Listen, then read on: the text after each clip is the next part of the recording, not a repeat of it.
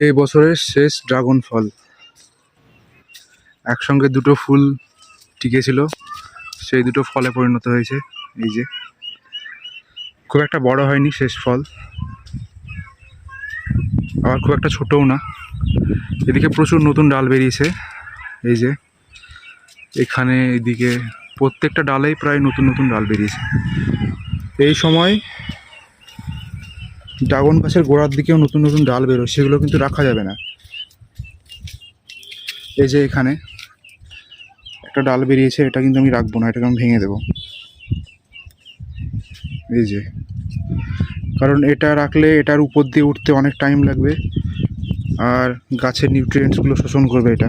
এই যে এখানে একটা আছে, এটাও ভেঙে দিলাম। এই যে উপরে যে ডালগুলো বেরোবে সেইগুলোই এইভাবে ঝুলিয়ে দেবো, এগুলোতে পরের সিজনে আবার ফল আসবে।